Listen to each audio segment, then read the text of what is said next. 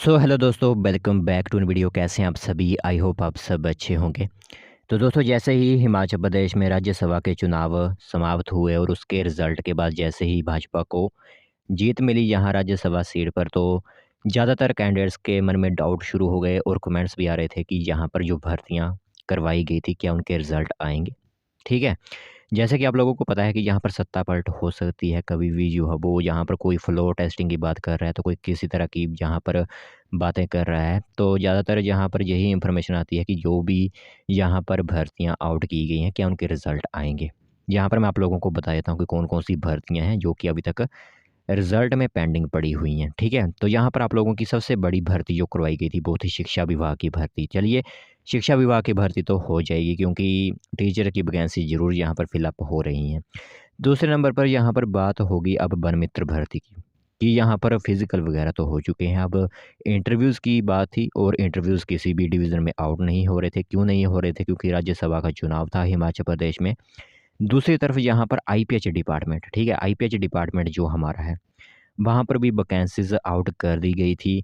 सभी लोगों ने फ़ॉर्म भी फ़िल-अप किए, उन्हें लास्ट डेट वगैरह भी बताई गई। पैरा फ़िटर, पैरा पंप ऑपरेटर और मल्टीपर्पज़ वर्कर की वैकेंसीज़ थी। कुल मिलाकर 4,500 पद यहाँ पर भी फ़िल-अप किए जाने थे। अब सिर्फ़ इंटरव्यूज़ थे, कुछ 2 डिवीज़न के इंटरव्यू भी शुरू हो चुके थे, जिसमें आप लोगों को बता दें, तो हरोली डिवीज़न के जो है वो इंटरव्यूज़ स्टार्ट हो चुके थे। धर्मशाला का भी मार्च महीने में शेड्यूल जारी कर दिया गया था। बट अब बात यह है कि यहाँ पर जो सत्ता पलट की बात कही जा रही है, क्या उसमें आप लोगों के रिज़ल्ट आ सकेंगे या फिर नहीं? ये पूरा टोटली आप लोगों के ऊपर डिपेंड रखते हैं हम। यहाँ पर जो भी लोग यहाँ पर अपनी राय देना चाहते हैं, आज आप लोगों के लिए मौका है, नीचे कमेंट डाउन ज़रूर कीजिए कि यहाँ पर जो रुके हुए रिज़ल्ट हैं, क्या वो आएँगे या फिर पिछली बार की तरह जो पेंडिंग भर्तियाँ थी, क्या उन्हें कैंसल ही कर दिया जाएगा? क्योंकि हर बार ऐसा ही होता आ रहा है और क्या इस बार भी ऐसा होगा? वो टोटली डिपेंड आप लोगों के ऊपर करता है। वो आप सभी लोग अपनी राय दीजिए और नीचे कमेंट डाउन ज़रूर कीजिए, ठीक है? कि आपको क्या लगता है कि रिज़ल्ट वगैरह आएँगे? क्वेश्चंस क्या होंगे कि क्या रिज़ल्ट आएँगे यहाँ पर हिमाचल प्रदेश में जो भर्तियाँ आउट की गई हैं? दूसरी तरफ हिमाचल प्रदेश में कौन सरकार अब होगी? ठीक है? तो हम वीडियो अपनी 7 बजे अपलोड कर रहे हैं, तो 7 बजे क्या पता कोई इन्फॉर्मेशन आ गई हो।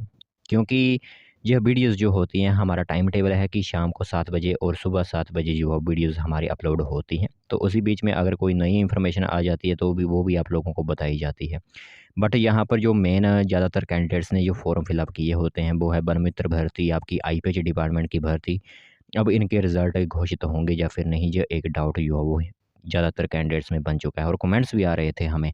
सुबह जैसे ही हमने अपने कमेंट बॉक्स ओपन किए, तो वहाँ पर ज़्यादातर कमेंट्स थे कि क्या अब वन मित्र की भर्ती हो पाएगी? ठीक है? जैसे कि आप लोगों को पता है कि कहा गया था, जैसे ही हर्ष महाजन ने कल भी संकेत दे दिए थे कि अगर मेरी सीट जो है वो हिमाचल प्रदेश राज्यसभा में आ जाती है, तो कांग्रेस का यहाँ से जाना जो है वो तय बन चुका है, क्योंकि ज़्यादातर बहुमत जो है वो भाजपा के पास है।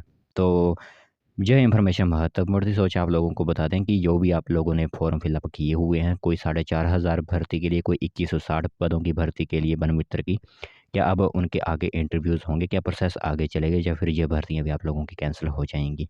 वो पूरा डिपेंड करेगा अब डिपार्टमेंट पर, सरकार पर और यहाँ पर चुनावों पर।